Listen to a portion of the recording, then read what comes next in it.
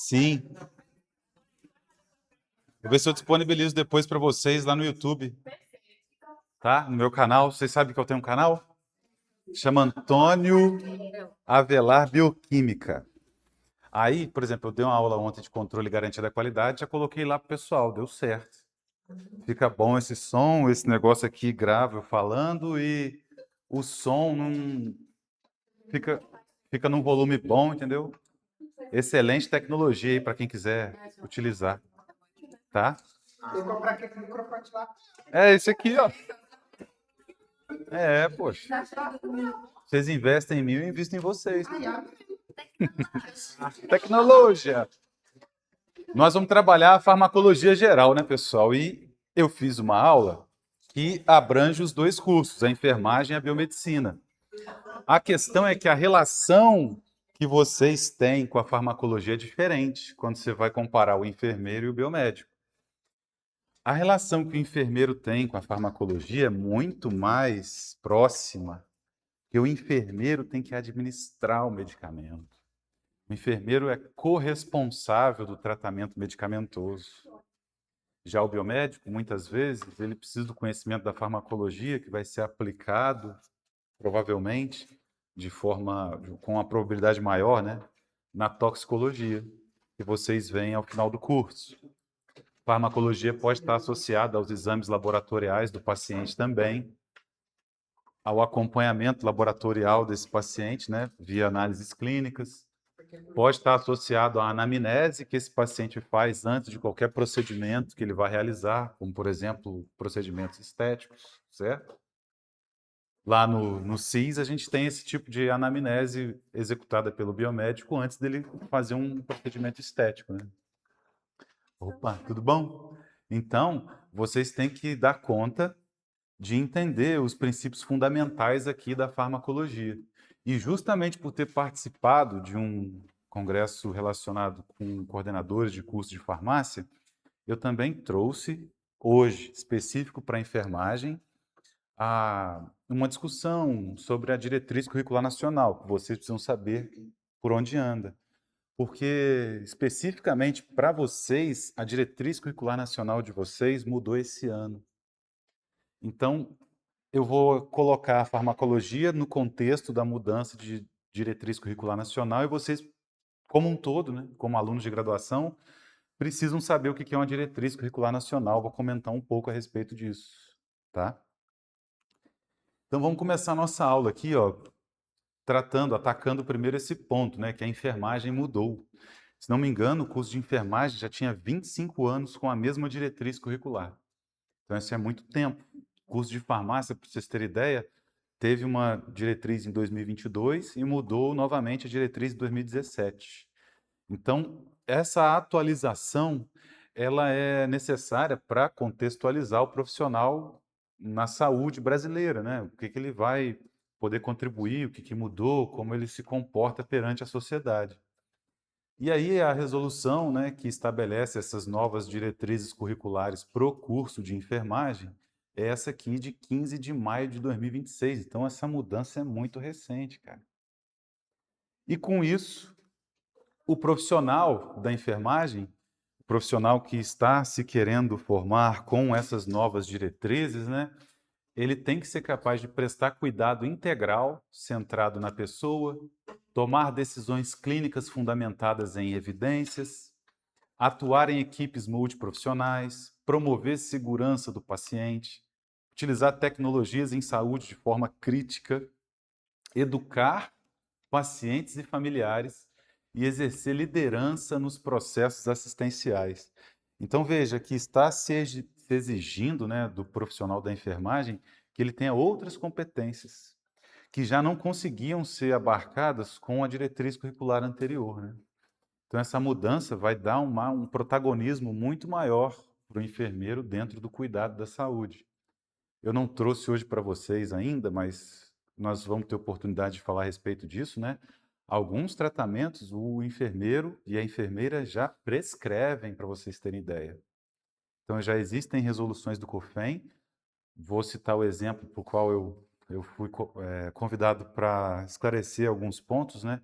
Que é na questão do recém-nascido que tem risco ou tem o prognóstico, né, de ser portador da sífilis por meio da transmissão congênita. Vocês já estão no terceiro, quarto período, já viram algumas disciplinas, talvez, conhecem um pouco a respeito da questão da sífilis? E ela pode ser transmitida por bebê. E a sífilis, assim como o HIV, tuberculose, hanseníase, é uma doença de notificação compulsória. Por que vocês acham que ela é uma doença de notificação compulsória? O que ela provoca nessa criança, pessoal, a sífilis?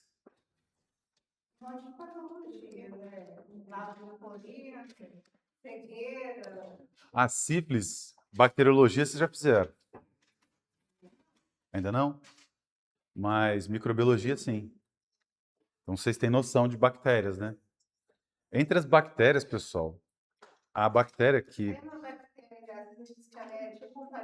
Isso, ela é um parafuso. E ela tem avidez por tecidos jovens. Então, se ocorre, no caso, uma transmissão congênita da sífilis, essa bactéria vai se dissipar, se distribuir por todos os tecidos do recém-nascido. Então, isso traz... Exatamente, se alimentando dele. Isso traz problemas relacionados ao sistema imune, a criança não consegue se desenvolver corretamente. E qual o tratamento para isso? Antibiótico, no caso, a benzilpenicilina benzatina, famoso benzetacil. Alguém já tomou benzetacil? Imagina aplicar benzetacil no recém-nascido.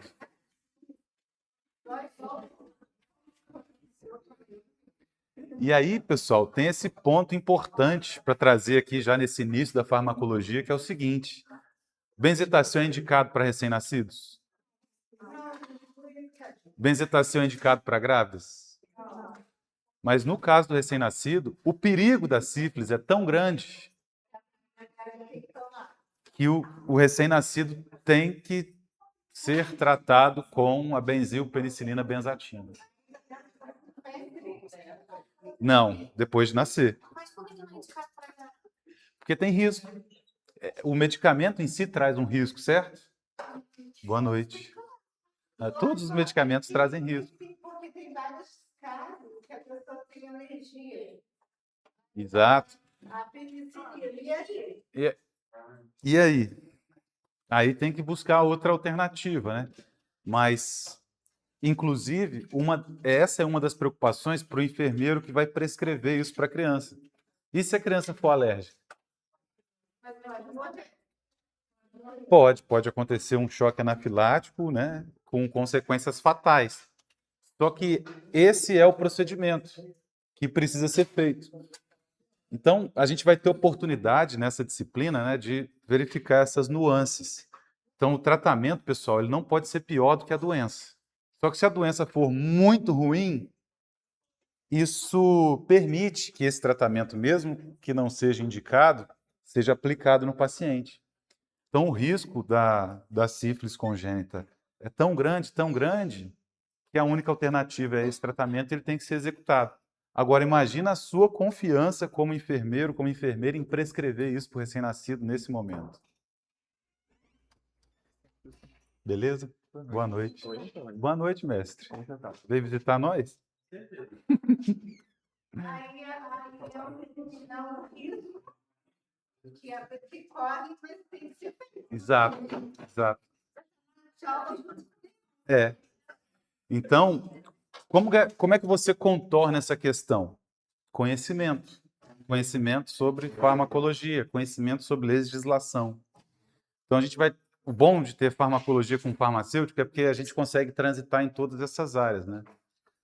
Então, não quero dar spoiler, mas só para matar um pouco esse caso antes de continuar, existe toda uma regulamentação que dá suporte para o enfermeiro, para a enfermeira, fazer essa prescrição nesse recém-nascido.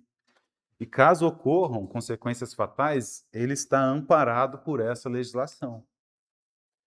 Na área da saúde, a gente tem que sempre ter essa preocupação. Vocês lembram do caso lá em Manaus que foi prescrito adrenalina endovenosa para uma criança com asma? Morreu. Essa adrenalina era para ser usada pela via inalatória. É o problema de termos um hospital que não tem a farmácia hospitalar. Porque quando essa prescrição sai do médico, para que ela seja liberada para o técnico de enfermagem, para ele fazer a aplicação do medicamento ou para o enfermeiro, ela passa pelo crivo do farmacêutico, porque a adrenalina é um produto controlado, justamente por esse risco. E aí foi dispensado, ela adquiriu esse medicamento em algum lugar, né, um setor do hospital, e fez a administração do medicamento pela via de administração da prescrição médica. Ela não fez farmacologia, ela não ia aplicar. Recém-formada, não lembra e tal. Dentro disso, no final da aula, eu vou mostrar para vocês um site que vocês vão utilizar para procurar todas as informações sobre medicamentos a partir de hoje. Vocês nunca mais vão jogar só no Google. Vocês vão acessar o bulário da Anvisa, baixar a bula do profissional relacionada ao medicamento. É lá que vocês vão achar as informações seguras, confiáveis, para poder fazer um bom atendimento para o paciente. Por que que é lá? E aí outra coisa também que eu gosto de comentar na aula, vocês vão sair desse semestre farmacologistas? Não. Mas vocês vão ter o conhecimento necessário para interpretar essa bula do profissional junto das outras disciplinas que vocês fazem na área da saúde e poder chegar a desempenhar um importante papel na saúde dos pacientes. Entenderam? Na farmácia, essa disciplina vai até o fim? Na farmácia a gente tem 3 farmacologias, mais a farmacologia clínica. Então são vários, vamos dizer assim, são 2 anos de farmacologia pura, né? Por assim dizer. Então, o conhecimento científico, no caso do enfermeiro, como estávamos comentando, ele deixa de ser um fim e passa a ser uma ferramenta para cuidar melhor. Então, no caso da enfermagem, o conhecimento de farmacologia vai ser mais uma ferramenta que vocês terão para cuidar melhor dos pacientes, tá? Aqui eu peguei um trecho da Diretriz Curricular Nacional da Enfermagem, dessa nova diretriz. A biomedicina também tem sua Diretriz Curricular Nacional. Vocês conhecem já essa diretriz? É interessante fazer a leitura da diretriz, porque aí vocês podem entender por que vocês têm essas disciplinas, né? O que foi planejado para que vocês estivessem na graduação, para encontrar lá o mundo profissional preparados, né? E no caso da enfermagem, ó, a gente tem 4 eixos, estão vendo? Ó? Ciências biológicas da saúde, ciências humanas, políticas e sociais, ciências exatas dentro da enfermagem e ciências da enfermagem, que tem contemplar algumas outras características ali que não coube na foto. Então, é por isso que a farmacologia está inserida na grade curricular do enfermeiro, da enfermeira, tá? Então, aqui nas ciências biológicas da saúde, ó, conteúdos relativos à estrutura e função dos tecidos, órgãos, sistemas e aparelhos, as bases bioquímicas, por isso que vocês fizeram bioquímica. Com quem que vocês fizeram bioquímica? Passaram. Aí vem as bases bioquímicas, farmacológicas, parasitológicas, microbiológicas, epidemiológicas, as bases moleculares e celulares dos processos normais e alterados, que sirvam de suporte básico e avançado. Então, aqui você percebe a biologia celular, a biologia molecular na grade de vocês, é por isso, porque está descrito dentro da Diretriz Curricular Nacional. Então, a farmacologia é uma das competências que o enfermeiro precisa ter, vinculada à diretriz, e na biomedicina acontece o mesmo. Então, a disciplina de farmacologia contribui diretamente para a formação do enfermeiro, prevista nas novas diretrizes curriculares nacionais, desenvolvendo competências essenciais para a prática profissional. Como eu disse, a relação que o enfermeiro tem com o medicamento ela é muito mais íntima do que com o biomédico, porque ele está participando do cuidado. Se ele errar a via de administração, por exemplo, ele pode provocar problemas sérios no paciente, como é o caso que eu citei para vocês que aconteceu em Manaus, né? Então, o enfermeiro agora precisa de uma tomada de decisão clínica, ó. Ao compreender os mecanismos de ação, indicações, contraindicações e efeitos dos medicamentos, vocês tomam decisões clínicas em área técnica. Então é muito importante dominar a farmacologia. Isso significa que você tem que saber tudo? Não, mas se pelo menos você souber onde procurar essa informação e interpretar essa informação, isso é suficiente. A segurança do paciente. Teve caso também na região, né, com desfecho fatal relacionados a desvios de medicamentos em hospitais, né? Então, os medicamentos, eles têm riscos associados. E em compreender a farmacologia, te assegura que você possa atuar com segurança, ó, por meio da prevenção de erros de medicação, identificação de reações adversas e monitoramento de terapia medicamentosa. Vou dar um exemplo básico para vocês aqui, que a gente vai discutir posteriormente, mas ele está relacionado com a mudança de tratamento, principalmente de medicamentos que atuam a nível do sistema nervoso central. Muitas vezes o indivíduo faz uso de um medicamento desses, como por exemplo a fluoxetina. E aí, ao fazer uma nova avaliação, olá, boa noite, fique à vontade, boa noite. Ao fazer uma nova avaliação, percebe-se que ele tem que fazer a troca do medicamento. E aí ele já inicia o novo tratamento com um medicamento novo. E isso é complicado. Por quê? As características, né, de absorção, distribuição do medicamento, as características químicas do medicamento que a gente vai ver hoje, muitas vezes, né, permitem que o fármaco fique no seu local de ação por muito mais tempo do que a gente imagina. Oi? Olá, boa noite. Por isso que tem um período de adaptação para esse tipo de medicamento. Oh, desculpa, mestre. Sim, sim. Essa que é a questão. Esse desfecho que eu estou destrinchando para vocês aí em partes, a gente chama de síndrome serotoninérgica, que a maioria desses medicamentos que são utilizados para esses tratamentos, eles influenciam na concentração de serotonina das sinapses. As sinapses são as conexões entre os neurônios, né? Certamente vocês já viram a respeito disso aí em alguma disciplina lá do começo do curso, na histofisiologia. Então, o que acontece com esse paciente que faz uso da fluoxetina? A fluoxetina é um inibidor seletivo da recaptação de serotonina. Então, ela aumenta a concentração de serotonina nas sinapses. E aí, quando você faz o uso pela primeira vez, ele já não vai fazer efeito desde a primeira vez. Demora em torno de 3 a 4 semanas para que ele atinja o nível terapêutico lá no local onde ele tem que agir. Aí imagina que esse indivíduo fez uma troca e substituiu esse medicamento por um medicamento que tem também a finalidade de aumentar neurotransmissores na sinapse. Mas aí outro neurotransmissor, como a noradrenalina. Um desses medicamentos que pode ser utilizado é a amitriptilina. Ela aumenta a fluoxetina e noradrenalina. Então, se ele substitui, no mesmo dia, tomou fluoxetina de manhã e noradrenalina à noite, os medicamentos passam a atuar de forma sinérgica lá no cérebro. Aí a concentração de serotonina vai aumentar demais, porque eu estou tendo um efeito sinérgico entre eles. Eu não tenho agora só a fluoxetina, nem só a amitriptilina, eu tenho os dois ao mesmo tempo.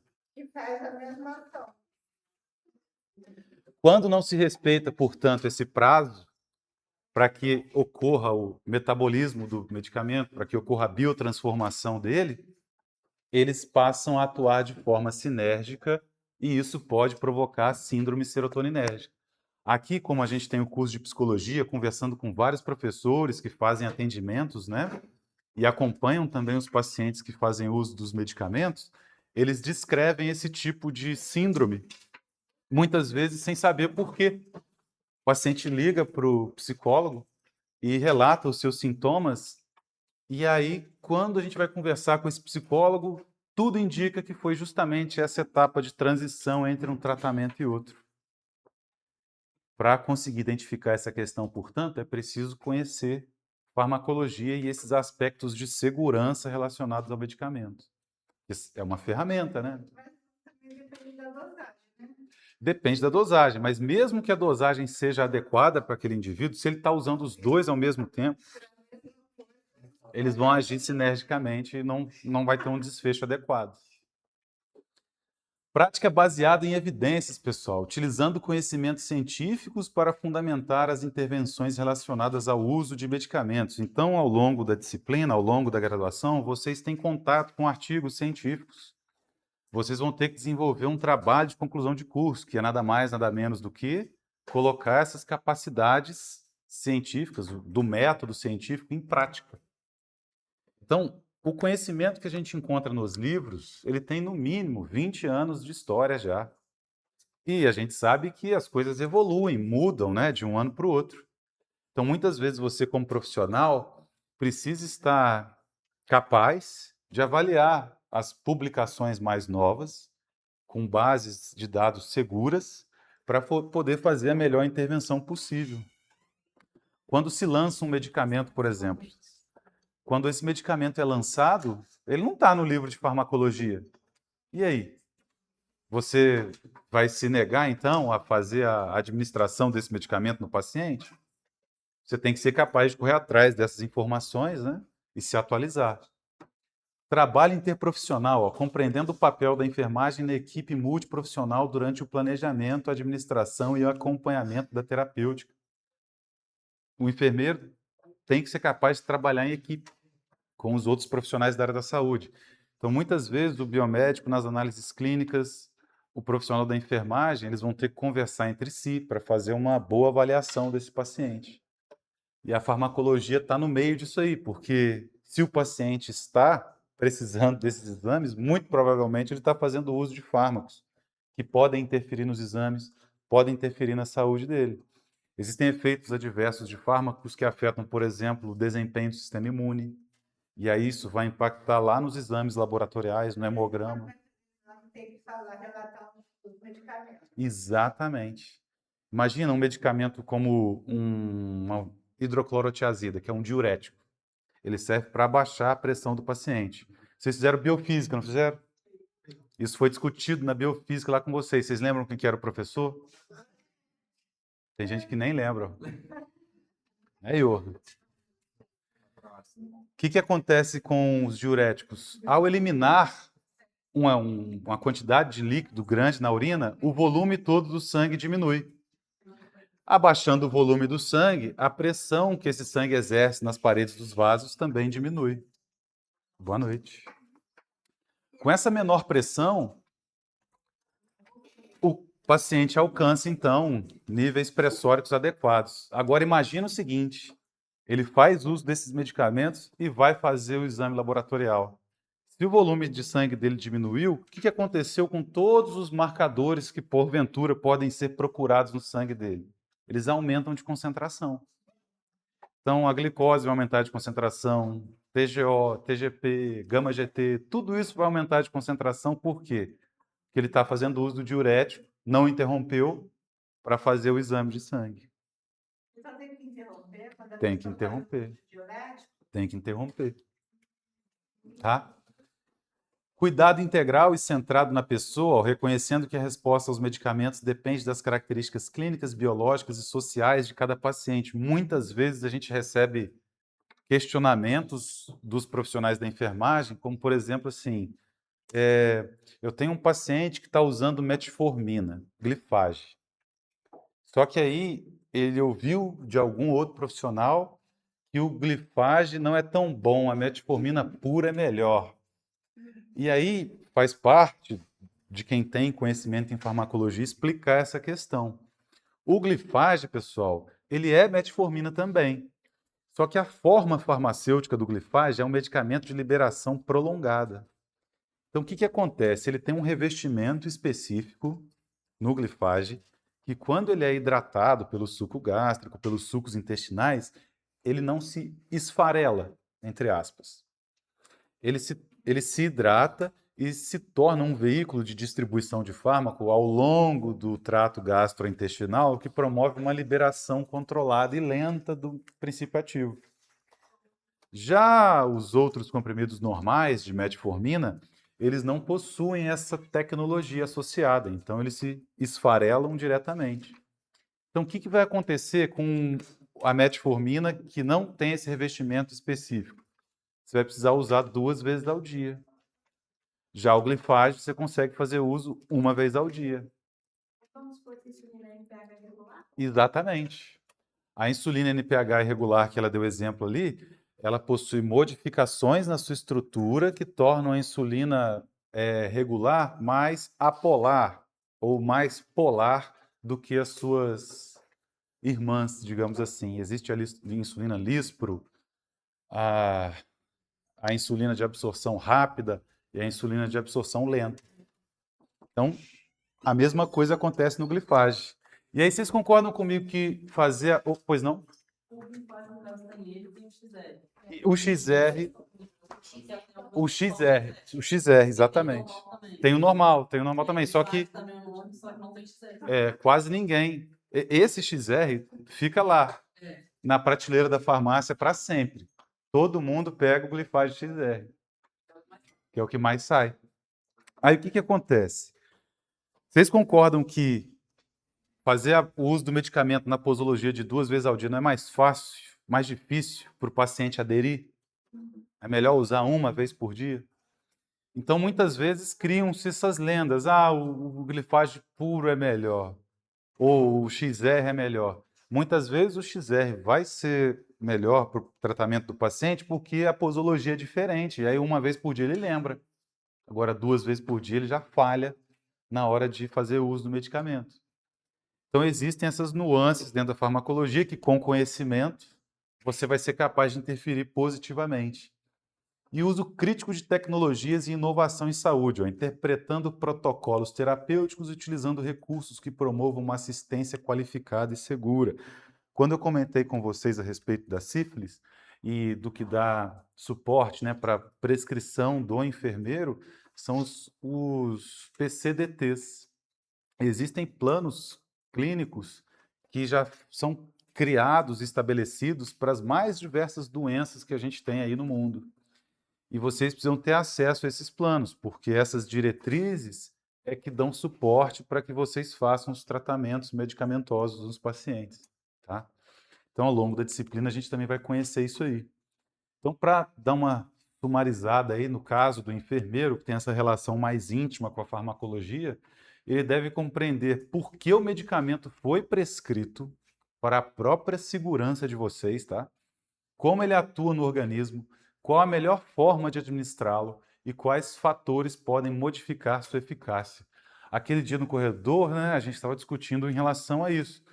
Existem várias práticas executadas com comprimidos, pessoal, que não são adequadas. A princípio, já queria quebrar um mito aqui, de que o comprimido que tem aquele sulco no meio eu posso partir. Nem todos eu posso. Quando a indústria farmacêutica vai produzir esses medicamentos, todos eles são testados clinicamente íntegros. Nenhum deles é testado partido.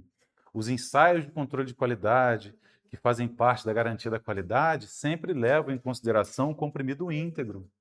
Parti-lo altera o perfil de dissolução dele, que, consequentemente, vai alterar a absorção desse medicamento, a distribuição dele, e lá no final da cadeia, a atuação dele no organismo, que a gente chama de farmacodinâmica, que é o que o fármaco faz com o corpo, tá?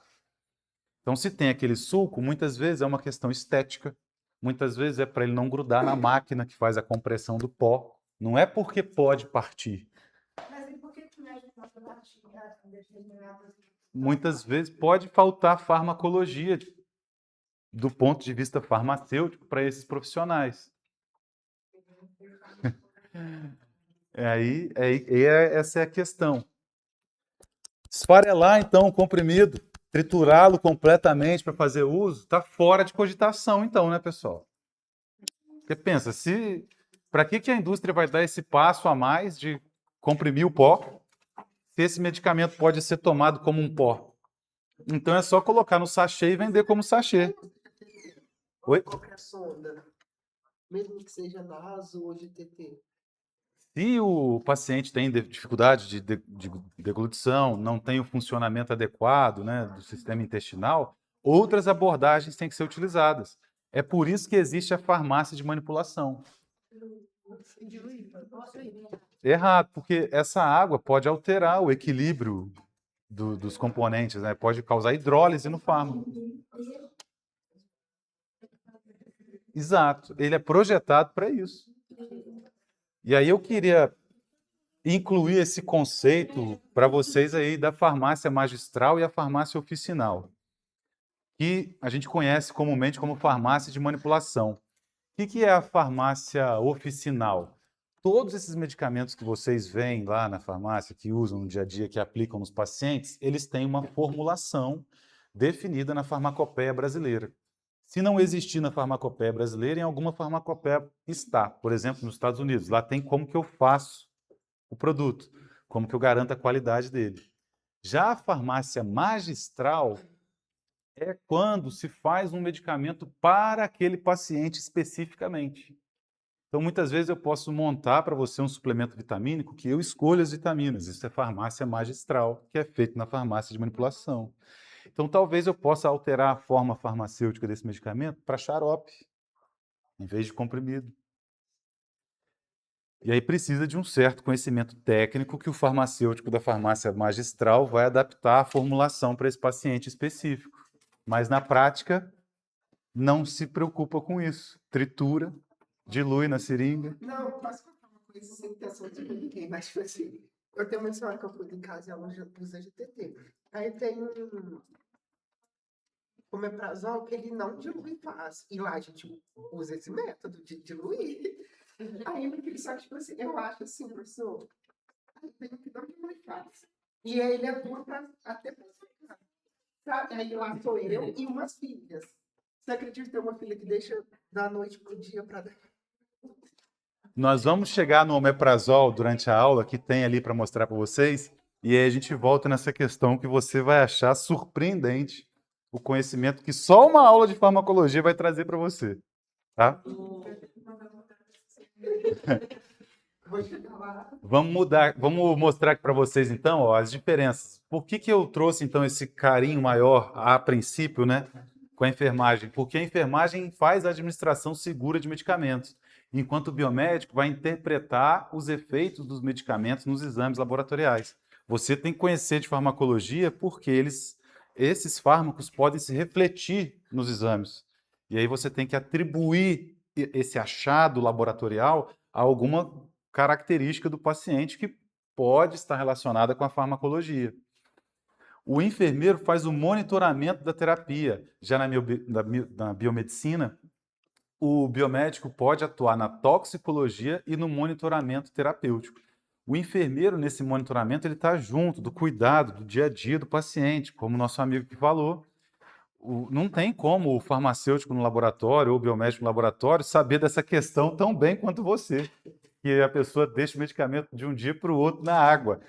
Se ela contar isso para o farmacêutico, ela provavelmente vai causar um choque no farmacêutico. É melhor não falar isso, né? Vai infartar.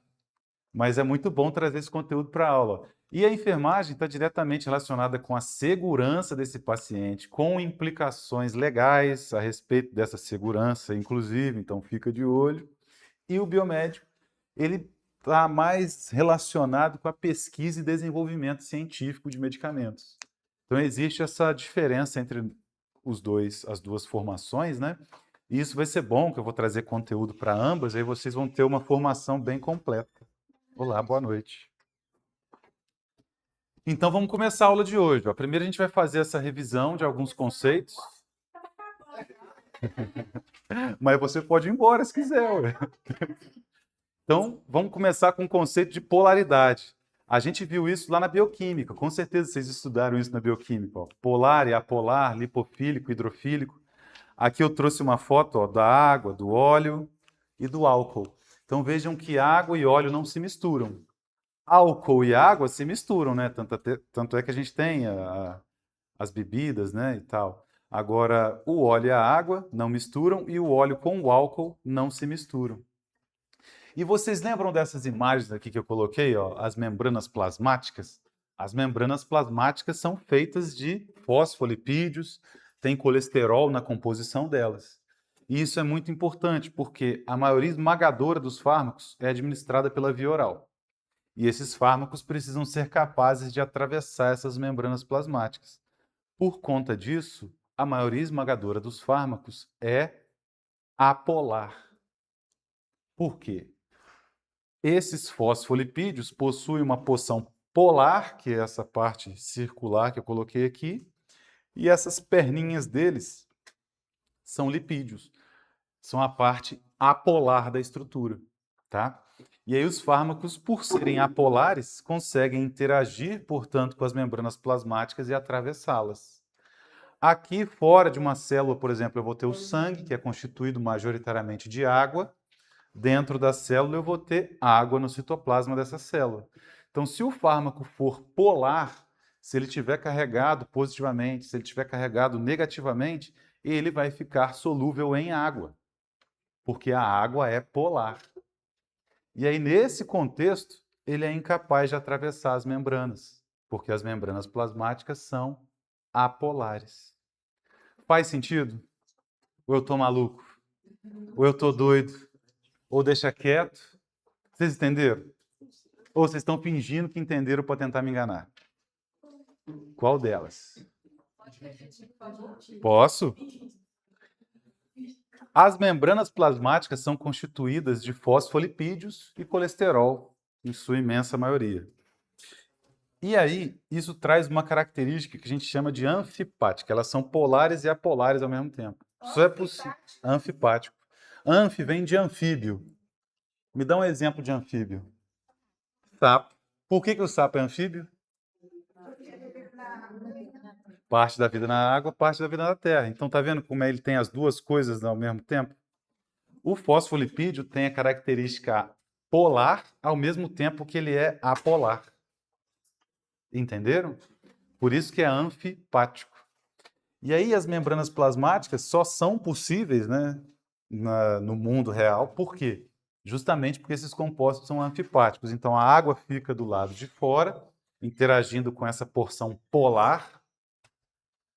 No sangue, por exemplo, se essa for uma célula do seu corpo, e dentro do citoplasma da célula, que também tem água, fica interagindo a outra porção polar do fosfolipídio que integra a membrana plasmática.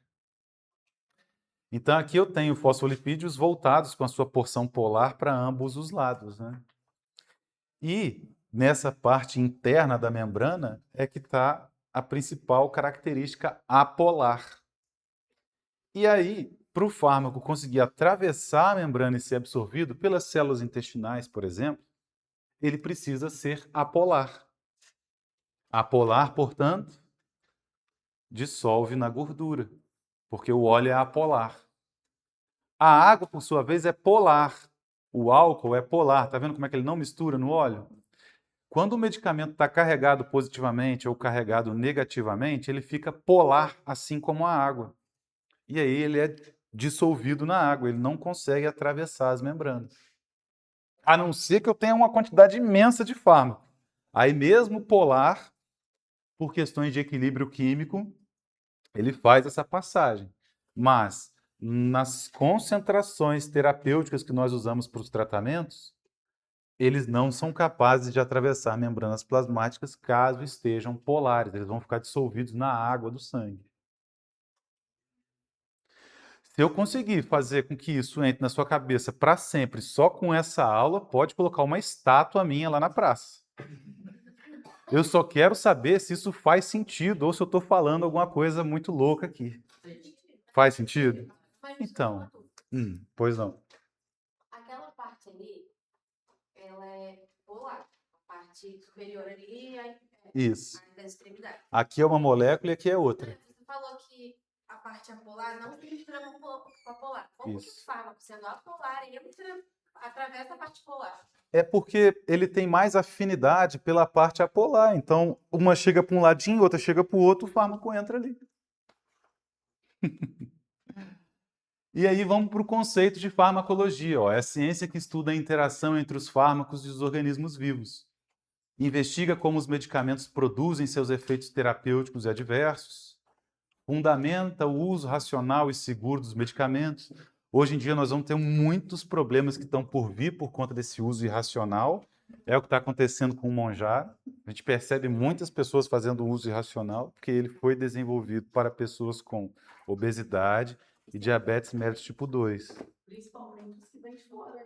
Principalmente os que vêm de fora, que não têm reconhecimento nacional da Anvisa, que eu não tenho nenhuma informação sobre controle de qualidade com o que pode estar ali dentro daquele frasco. O órgão que é exatamente a Anvisa lá. Sim, só que isso A questão não é o fármaco em si, a questão é o armazenamento até chegar aqui. pois é, isso também é uma preocupação. Sim, exatamente. Mas você concorda comigo que fica muito fácil, não para que eu adquira um medicamento de uma forma ideal, um medicamento que tem controle de qualidade pela Anvisa, entre aspas, de lá. Agora, se eu vou comprar na mão de um contrabandista, entendeu? Pode ser que ele É o jeito que está armazenado. é o jeito que está armazenando, o jeito que vem. Pode ter até água. Esse contrabandista pode colocar água no frasco e te vender. Ele está com o rótulo de lá. Agora, se você atravessar a fronteira e for lá e Mas comprar, você acredita De que boa. Sim. Sim. Faz efeito? Existem considerações a respeito do placebo, no efeito placebo. O efeito placebo é avaliado, inclusive, nas pesquisas clínicas com medicamentos. Mas nesse caso aí, só de querer, eu acho que a pessoa não, só de imaginar, a pessoa não emagrece, não. Ela tem que mudar a alimentação. Sincero, Aham. nem tomando manjado, você vai emagrecer. E muitas. Dá melhor esse metabolismo, você vai ter que treinar, fazer dieta. Exatamente. Não, E mas boa imagina, parte dos usuários, quando para de fazer o uso do Monjaro, recupera todo o peso se novamente. não tiver envolvido na recuperação, não. Exato. Então são milhares de reais gastos à toa. Tirando todo o risco. Todo o risco, os problemas relacionados. Exatamente. Ó. Então, esse uso irracional, ele não traz segurança. Tem doenças associadas como câncer de tireoide, que já foram registradas. Tem pacientes que desenvolveram cegueira por conta desse uso, por conta da dose utilizada. coitado de quem que usa, que precisa usar para os diabéticos. Então, assim, eu já estou fudido com a diabetes. Se eu tomar câncer, eu estou mais fudido. O tratamento não pode ser pior do que a doença. Então, nesse caso, para o paciente diabético e obeso, fazer o uso do Monjaro, mesmo com os riscos que ele tem, isso é adequado. É bom, tá na merda mesmo. Isso. Agora, no caso de um paciente que está fazendo uso simplesmente por conta da estética, não é a mesma abordagem. Ele não precisa disso. Que pode ser que ele seja um paciente saudável. Isso aí. E que está colocando substância no corpo que para ele não vai resolver. Então, Resolve esteticamente, como você falou, Isso. mas não é o uso terapêutico para aquele precisa. isso. Aí, o uso estético é irracional, nesse caso, tá? Integra conhecimentos de fisiologia, bioquímica. Magrinha, bonita, eu Não, você não pode pensar assim, não, minha melhor aluna. Você vai ser uma profissional de saúde, vai cuidar de pessoas. ficar chuchuzinho. Não, não pode não. Você tem que ser uma profissional que vai transformar os seus pacientes quanto a essa cultura. Enquanto você quer, vai lá.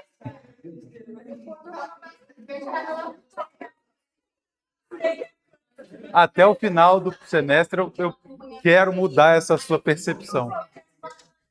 Porque nós, como profissionais de saúde, Igual vendedor de droga. é, Eu sou cara de droga, eu uso droga mesmo. exato. É. Se eu vender um monte de droga, eu sou muito bom. Então, até o final do semestre, eu pretendo mudar essa percepção de vocês, porque nós temos que cuidar das pessoas, tá? Integra conhecimentos de fisiologia, bioquímica, patologia e clínica. Então, pessoal, essas disciplinas que vocês tiveram aí separadas ao longo do início da graduação até o final, você tem que ser capaz de uni-las no seu raciocínio clínico.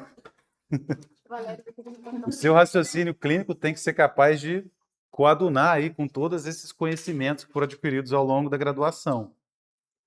E a farmacologia é uma das bases científicas da assistência em saúde. Como todos nós somos profissionais de saúde, né, precisamos, portanto, entender de farmacologia. E essa frase aqui, para finalizar, ó, a farmacologia permite compreender não apenas qual medicamento utilizar, mas por que utilizá-lo. E a farmacologia na formação do biomédico? Ó, permite compreender como os fármacos interagem com o organismo humano, fundamenta a interpretação de alterações bioquímicas e fisiológicas causadas por medicamentos e outras substâncias químicas. Então, o modo, né, com que o biomédico vai utilizar a farmacologia é bem diferente em comparação com o enfermeiro, né? O enfermeiro também pode ter essa abordagem relacionada com a interpretação de exames bioquímicos, só que o biomédico estará laudando esses exames bioquímicos. Ele vai participar no laboratório de análises clínicas, né, da produção desses informes técnicos, que são o hemograma, o leucograma, a quantificação das enzimas, né, no sangue. Então a farmacologia entra nessa questão, né, de saber como que os fármacos podem provocar alterações desses exames. Auxilia na identificação, quantificação e monitoramento de fármacos, drogas de abuso e agentes tóxicos. Então tem a área da toxicologia dentro da biomedicina, né? A parte forense é muito forte, os biomédicos gostam muito dessa área, e aí precisa do conhecimento de farmacologia para entrar nessa área também. Fornece base científica para toxicologia clínica, toxicologia analítica e a toxicologia forense, como comentei com vocês. Na prova da Polícia Civil vai cair farmacologia, se vocês forem fazer. Contribui para a pesquisa também, o biomédico pode estar envolvido, inserido dentro da pesquisa, não que o enfermeiro não esteja. Muitas vezes, na pesquisa clínica de medicamentos novos, ela acontece em hospitais e envolve toda a equipe de enfermagem, tá? Em Volta Redonda, por exemplo, tem o Instituto Lobos, que realiza esse tipo de pesquisa nos hospitais da Unimed. O enfermeiro também está lá. Mas como são gerados muitos dados a respeito de análise de amostras do paciente, amostras de sangue, de soro, o biomédico também está envolvido nessa parte de pesquisa de medicamentos. O desenvolvimento desses medicamentos e o apoio ao diagnóstico laboratorial. E aqui eu trouxe um destaque, né, para a toxicologia forense, a identificação de intoxicações agudas e crônicas. Então, esse indivíduo, né, que atua na parte forense, ele tem que reunir dados, amostras desses pacientes para verificar, por exemplo, por qual medicamento. Se é que houve um óbito por conta do medicamento, qual foi esse medicamento? Qual foi essa droga de abuso? Volto novamente lá no caso de Volta Redonda, mais recente aí, que escandalizou, né, a região sul-fluminense, em que o indivíduo foi encontrado, né, em óbito por abuso de medicamentos que foram desviados de um hospital. Então, nesse caso, quando chega a toxicologia, eles vão recolher essas amostras, vão verificar a presença desses medicamentos no sangue do paciente, são análises caras, né? Mas precisa ser feito do ponto de vista da toxicologia forense. Investigação de mortes suspeitas relacionadas a medicamentos e drogas, como comentei. Interpretação de exames toxicológicos em amostras biológicas, correlação entre concentrações de substâncias e seus efeitos no organismo e a produção de evidências científicas para auxiliar a justiça. Então é necessário que o biomédico seja capaz de utilizar a farmacologia para isso. E alguns conceitos fundamentais que a gente vai usar ao longo da disciplina como um todo, que vocês têm que dominar. Então, quando eu falar fármaco, e aí muda o vocabulário de vocês, não é remédio. A gente costuma falar remédio, né? Mas é fármaco, ó. É a substância química responsável pela ação farmacológica. Então, a metformina é um fármaco, não um remédio. Medicamento é o produto farmacêutico contendo um ou mais fármacos desenvolvidos para prevenir, diagnosticar, tratar ou aliviar doenças. Então, quando esse princípio ativo assume sua forma farmacêutica, que vai ser utilizado no tratamento, ele passa a se chamar, né, medicamento. Então, de fármaco, ele vai para medicamento. E droga.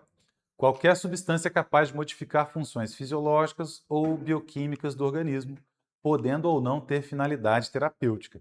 Então, o fármaco tem finalidade terapêutica, a droga não. Pode ou não. O fármaco é uma droga? É. Tá? Mas nem toda droga é fármaco. Entendeu? E a farmacologia clínica, ó, estuda a utilização dos medicamentos em seres humanos, avaliando eficácia, segurança e a aplicação terapêutica. Então, de certa forma, todos nós que estaremos envolvidos, né, com os pacientes, seja na parte laboratorial, seja no cuidado com o paciente, né, vocês vão fazer uma espécie de farmacologia clínica. E se você pega dados de laboratório e tenta interpretá-los, caso eles estejam alterados em relação à farmacologia, isso é farmacologia clínica. E quando o profissional de enfermagem fica no leito,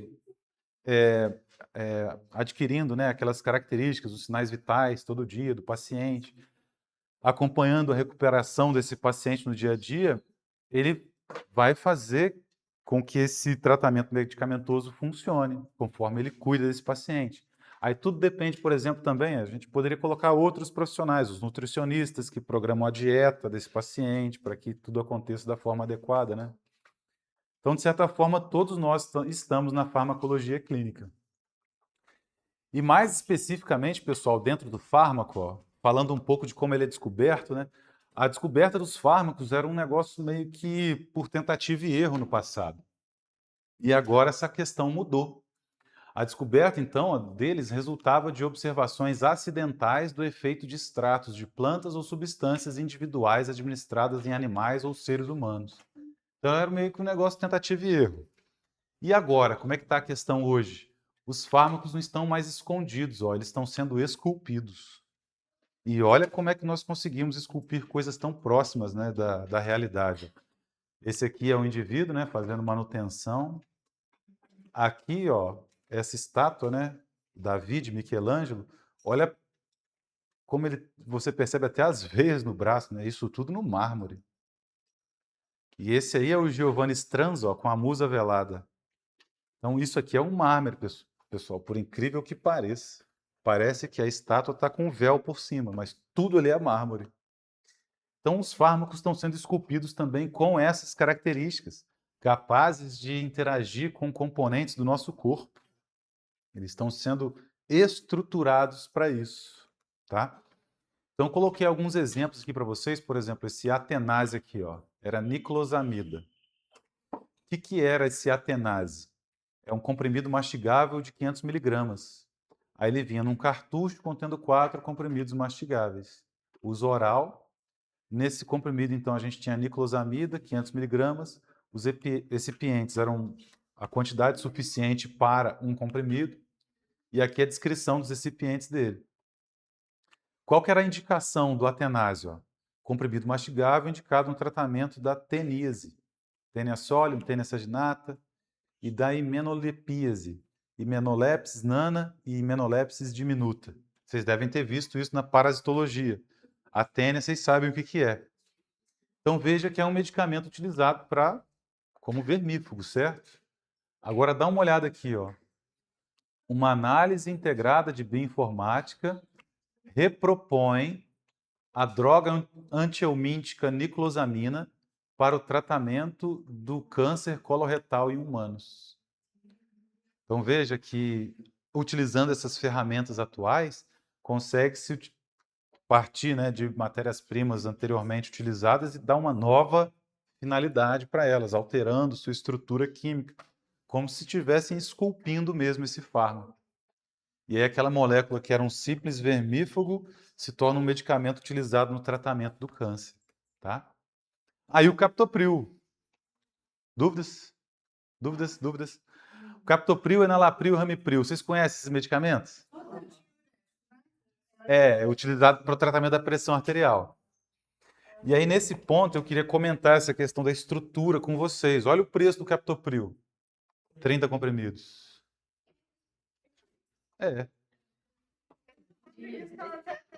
Eles participam do programa Farmácia Popular. Olha o enalapril e olha o ramipril. Todos os três, pril, para o controle da pressão arterial. Por que vocês acham que tem essa diferença de preço? Porque cada um tem uma carga diferenciada de substâncias. Ó, olha as estruturas, ó. Aqui eu tenho um anel de 5 membros com nitrogênio, grupo carboxila igual. Até aqui vem igual, tá vendo? Essa dupla com oxigênio, um metil aqui. Aqui eu tenho enxofre, aqui eu tenho nitrogênio, aqui eu tenho outra estrutura, né? Diferente. Ele difere aqui. Vamos olhar o outro, ó. Olha o anel de 5 membros aqui, aí ele tem um outro anel aqui para cima, que o captopril não tem. Aqui é igual o nitrogênio como heteroátomo, aqui a dupla com oxigênio, o metil. Chegou aqui, já é mais parecido com o enalapril. E A simples mudança que tem do enalapril é essa parte aqui de cima, ó, que não tem no enalapril. E o que isso quer dizer? Ela é mais completa? Aí que tá. Vejam que as mudanças que nós fazemos nas moléculas alteram o perfil de absorção, a distribuição do fármaco, a biodisponibilidade dele. É por isso que esses medicamentos acabam tendo preços diferentes, porque se investe em pesquisa para chegar nessas moléculas, né? Então, por exemplo, ó, se você tem a administração do captopril no paciente, vejam que para manter esse pedaço imutável entre os três, é isso aqui que interage com o receptor endógeno. O captopril, qual que é o mecanismo de ação dele? Muito bem, ele é um inibidor da ECA. Vocês conhecem a ECA? É a enzima conversora de angiotensina 1 e angiotensina 2. Então, qual que é a parte, qual que vocês acham que é a parte do captopril que vai inibir a ECA? Não é exatamente a que é igual nas três moléculas? Agora, o que eu mudo para cá, pessoal, e aqui para cima, né, no caso do enalapril, vai melhorar a absorção, vai melhorar a estabilidade dele, vai melhorar as características que estão associadas aí à absorção, distribuição, metabolismo. O efeito é o mesmo, só que o enalapril, por ter essas modificações, pode ser que eu use menos do que o captopril. O captopril pode ser mais degradado do que o enalapril. E assim sucessivamente, tá? O captopril tinha um efeito adverso muito frequente nos pacientes. Tosse. Tosse seca. Vocês já ouviram falar isso? Eu tomei ele. Tosse seca. Faço 15 anos. Nunca teve. Tem paciente que é tomar e tossir. Por quê? A enzima conversora de angiotensina 1 e angiotensina 2 existe no sangue, mas tem uma análoga no pulmão. Aí, para alguns pacientes, ele vai lá e interfere na pulmonar. É, fumava com furosemida. Uhum. Furosemida, inclusive, até diluía em 5 ml, deixava na seringa e depois fumava. Acho que sempre foi assim. Não acredito. Nós vamos discutir a respeito disso. Para ter fome, ele vai ganhando mais propriedade Exatamente. para atender para melhorar o organismo. Pode ser que o enalapril já não apresentava tanta tosse. Por quê? Pode ser que o restante dessa estrutura torne ele mais específico para a ECA do sangue. Sacou? Agora, olha o omeprazol do nosso amigo ali, o exemplo hoje, ó. O omeprazol, 20 miligramas, R$ 14,29 com 56 cápsulas. Aí existe o esomeprazol, 20 miligramas, R$ 39,19, o de 20 ou de 40 miligramas. E aqui não são 56 cápsulas, são 30. Lansoprazol, 2 isômeros RS, 30 miligramas, ó, 21,79. O de 15 ou de 20 ou de 30 miligramas. Dexlansoprazol, é o Dexilan, R$ 79,90. Mudou bastante, né, gente? O de 60 e 145. Isso, o de 60 miligramas, R$ 145 reais. O Iniloc, né? É, o pantoprazol, ele é R$ 10,99 e o Iniloc R$ 39,79. Pantoprazol sódico e pantoprazol magnésico possuem a única e exclusiva diferença, que é o tempo de meia-vida. Não há relação casual com o risco de hipertensão arterial. Por que eu coloco isso para vocês? Você comentou do Iniloc, né?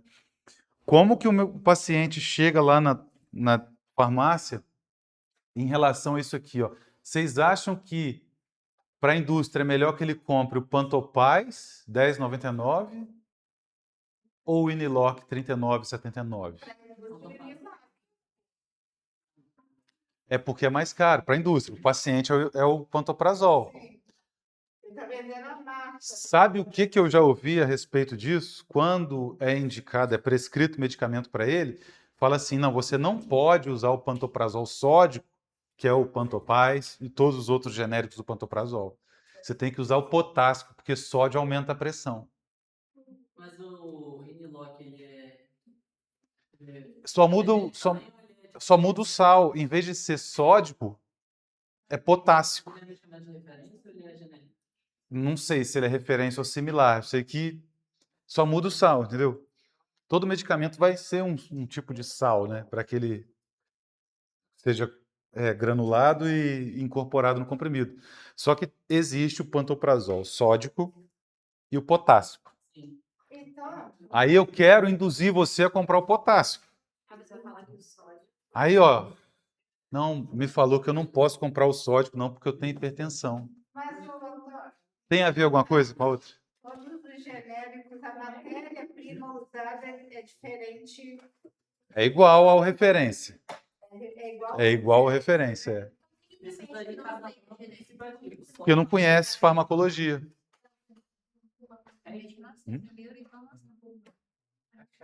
Não aceita? Não. Pode falar, mestre. Desses daí, tudo é cada um participativo, só que é tudo na mesma família, no caso. Isso, é isso que eu estou mostrando aqui. Muitas vezes podem ter algumas questões de qualidade em comparação com o genérico e referência. Por exemplo, tem coisas que mudam. Por exemplo, a força de compressão do comprimido. Isso vai mudar. Só que vai mudar também entre os lotes do referência. Não vai ser sempre igual. Isso também muda de laboratório, por exemplo, o Medley, né? Muda. Cada um vai ter o seu processo de produção. Aí eu sou obrigada a falar que é a mesma coisa. Mas é a mesma coisa. Então, o processo de produção que é um pouco diferenciado. É. A gente atinge sempre o mesmo resultado, né? Oi. Qual a diferença desse que tem dois isômeros para os de baixo? Então, olha a malandragem da indústria que está associada a uma característica fisiológica, né? Isomeria é o seguinte, carbono quiral, vocês já ouviram falar no ensino médio, que quiros vem de mão. Então, as suas mãos, elas têm os mesmos ligantes, caso você tenha todos os dedos, certo? Só que vocês percebem que a mão não é superponível uma com a outra? A gente chama de imagens especulares. Se você tiver um espelho aqui do lado e colocar essa mão, a imagem que aparece no espelho é igual a essa mão sua. Então, isso dentro da química acontece no carbono. E nós chamamos isso de carbono quiral. Então, a maioria das estruturas que tem um carbono quiral, ela vai ter os dois isômeros, R e S. É como nós temos as nossas duas mãos. Então, se eu separo os dois isômeros e incido uma luz polarizada neles, o isômero R desvia essa luz polarizada para a direita e o isômero S desvia essa luz polarizada para a esquerda. É assim que eu sei que são coisas diferentes. E são coisas diferentes na interação com o receptor endógeno, na interação com a proteína interna onde ele vai agir. Muitas vezes o isômero S vai ter uma interação mais forte do que o isômero R. Vocês já ouviram falar da talidomida? O que a talidomida provocou quando ela foi lançada no mercado? Você fez curso técnico de enfermagem, era para você saber, cara. Eu? É. Talidomida, pessoal, vocês já ouviram falar da ondansetrona? A ondansetrona usa e nas grávidas, porque ele não tem risco. A talidomida foi desenvolvida para enjoo em grávidas. E aí começou a ser administrada nas grávidas. Mas ela não tinha, na época, não existia essa preocupação com o controle da qualidade. Então, quando foi usada nas grávidas, ela provou as malformações fetais. Então, uma geração inteira de pessoas no mundo inteiro teve esses efeitos adversos do medicamento, tá? E aí, o que acontece? Um dos isômeros da talidomida provocava a malformação, o outro não. O que acontece aqui com o omeprazol é que eles têm o omeprazol e aí eles pegam exatamente a mesma molécula. Vocês estão vendo que é exatamente a mesma molécula? Só que eu tenho só o isômero S. E aí eu crio outro medicamento, que é o esomeprazol. Aí o esomeprazol, por exemplo, eu posso usar uma vez só. Ele vai ter uma biodisponibilidade melhor, ele vai interagir melhor com o seu receptor endógeno. Então vai ter um efeito terapêutico melhor. Aí lançaram o lansoprazol. Vejam que o lansoprazol já é diferente do omeprazol, tá vendo? Mas aí quando eu seleciono apenas o isômero S, eu tenho o dexlansoprazol. E tudo isso aí é para proteção da mucosa do estômago? Não. E a maioria dos pacientes, e porventura vocês, alguém que vocês conheçam, acha que o omeprazol protege a mucosa estomacal, melhora, cria uma capa protetora. O omeprazol, ele inibe a produção do ácido clorídrico. Ele inibe a bomba de prótons que está relacionada com a produção do ácido clorídrico. Então, ele diminui a produção do ácido clorídrico. Não tem capa protetora, não tem nada. E todo mundo que chega com azia na farmácia quer tomar um omeprazol que não vai adiantar nada, é simplesmente um placebo. A minha mãe tá dizendo. Placebo.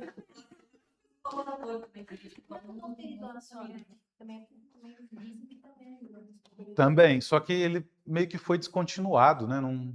Por quê? Domperidona. É para o aumento da motilidade? É, então. Vamos dizer assim, o fármaco acaba encontrando, né, sua utilização para diferentes doenças, né? Aí tem que verificar a indicação certinha, na bula, para que ele serve e tal. Aí sempre lembrar de acessar a bula do profissional para verificar isso aí. O omeprazol ele vai diminuir sua produção de ácido clorídrico no estômago. Então, por exemplo, você está com refluxo. Aí você... O que é o refluxo? Tem ácido clorídrico voltando. Então, eu preciso diminuir a produção de ácido clorídrico. Aí eu vou utilizar o omeprazol.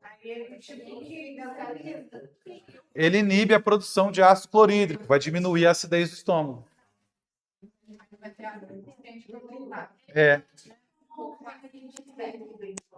Se ele inibe a produção do ácido clorídrico. Aí que tá. Olha a pergunta de prova para vocês. Ó. Se eu uso omeprazol de forma crônica, não faz efeito mais, mas se eu uso de forma crônica, você concorda comigo que eu diminuí a produção de ácido clorídrico a tal ponto que isso pode me prejudicar em outras questões? Quais são os principais prejuízos de um estômago que não é ácido? Demora na digestão. Vou absorver qual nutriente em menor quantidade? Proteínas, porque... Aminoácidos, na verdade, né? Porque o estômago tem que estar ácido com a ação da enzima pepsina. Daí que vem o nome Pepsi. A pepsina quebra as proteínas e aminoácidos para que a gente absorva esses aminoácidos.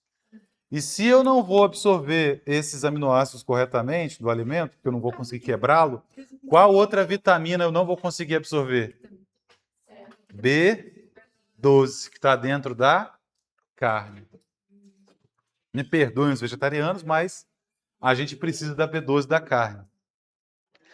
Então, um uso crônico de omeprazol provoca isso no paciente. É esse tipo de raciocínio que eu quero que vocês tenham na prova, tá? Não, zerar nunca. Funciona, minha melhor aluna. Você é minha melhor aluna, poxa.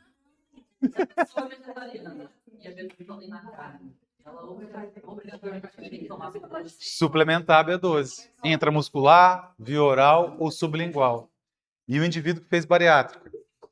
Aí ele não consegue suplementar pela via oral. Tem que ser sublingual ou intramuscular. É verdade. Mas tem mais mistérios entre céu e a terra do que suspeita a nossa vã filosofia, minha melhor aluna.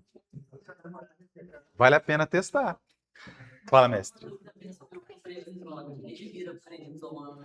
Sim, ele é biotransformado em prednisolona. Então é o mesmo efeito. É o mesmo efeito. A questão é que vai... Receita só um prednisona, então para não comprar uma prednisona, tem médico que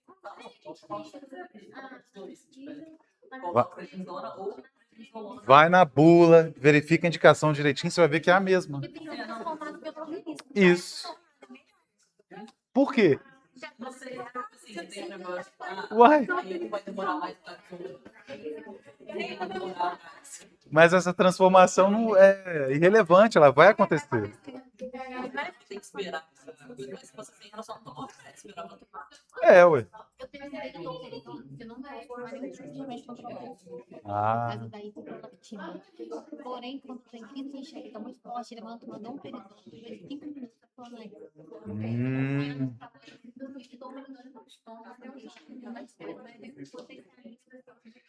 sim. Porque se altera a motilidade intestinal, ele se mobiliza mais, né? Ou ele fica mais parado, a absorção do fármaco é maior, mas será que não dá para manipular um fármaco em maior concentração? Dá uma olhada nisso aqui, pessoal, rapidinho. Olha o tanto de moléculas que são pesquisadas, entre 10 mil e 25 mil moléculas, para passar pela pesquisa básica, pela parte de desenvolvimento e para depois a introdução no mercado. Então, a cada entre 10 mil e 25 mil moléculas que são pesquisadas, uma é que vira medicamento. Ela tem que passar pelas etapas, né, de síntese e screening, né, que é a procura pela molécula ativa. Depois são feitos testes pré-clínicos, testes in vitro e testes em animais. Depois a gente passa para os testes de fase 1, 2 e 3, testes clínicos. O teste de fase 3 é em humanos. E aí sim, se essa molécula for aprovada, ela é liberada no mercado e também é pesquisada depois da sua comercialização. Então o medicamento nunca sai do radar. Então vejam por que é tão complexo, né, essa área de medicamentos. Então a indústria farmacêutica ela recebe, de fato, né, ela tem faturamentos milionários, bilionários, sim. Mas olha o que ela tem que gastar aqui também. Então não dá para ter essa dicotomia, ela é ruim ou ela é boa.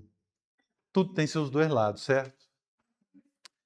Outros conceitos que a gente precisa desenvolver na disciplina, princípio ativo, que é o componente responsável pelo efeito terapêutico, é o fármaco, na maioria esmagadora das vezes.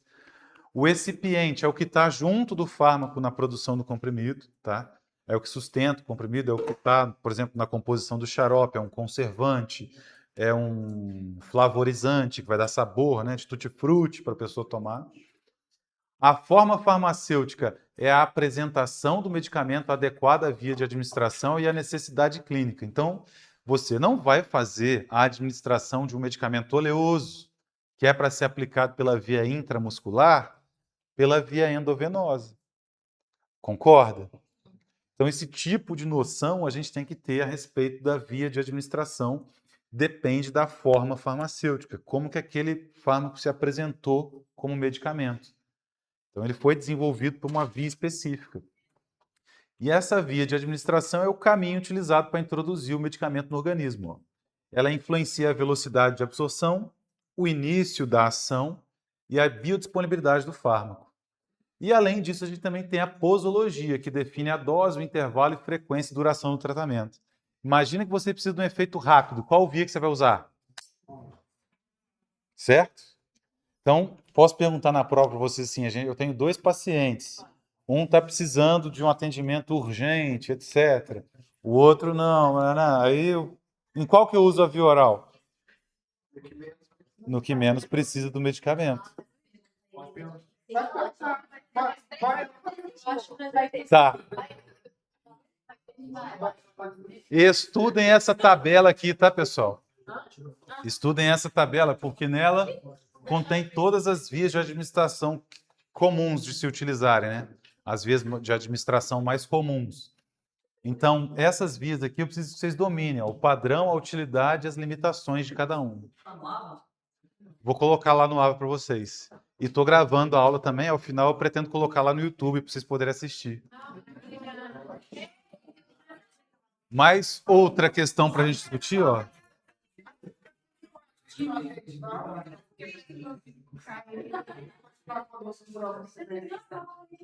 Espera aí, pessoal, vamos correr que está quase acabando aqui, ó, para a gente conseguir terminar, ó.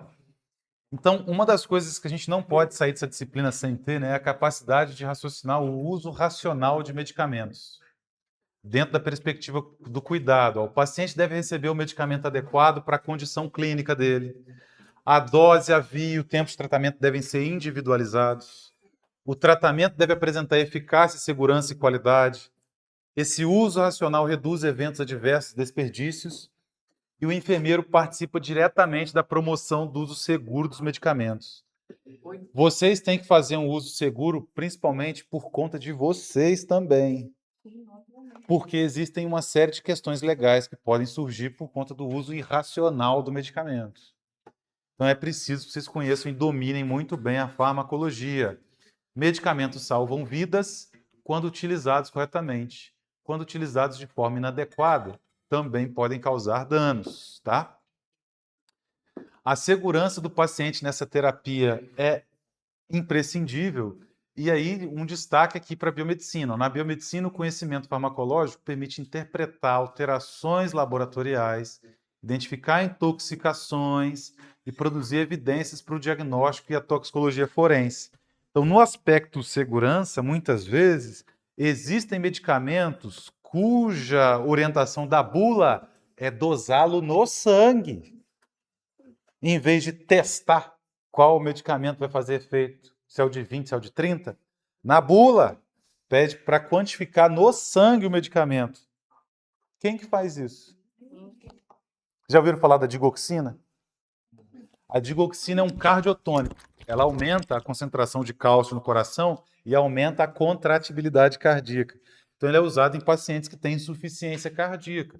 A própria bula determina que a concentração tenha que ser definida, a concentração terapêutica, né, por meio da quantificação da fluoxetina no sangue.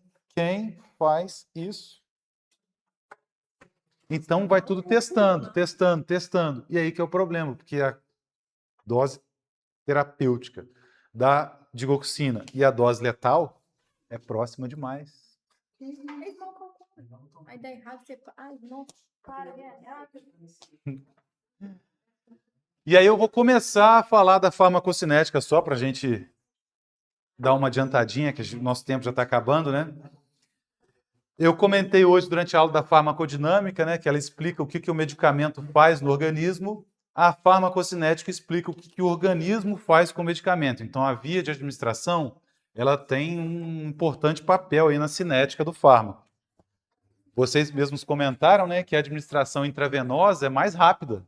Ela distribui o medicamento no corpo inteiro, mas aí também o medicamento é mais rapidamente eliminado, biotransformado e excretado. Pela via oral, eu posso ter o glifage XR, que vai ter uma absorção mais lenta, só que aí a concentração desse fármaco no sangue, ela não se altera por um longo período. Então eu posso usar, por exemplo, de 24 em 24 horas.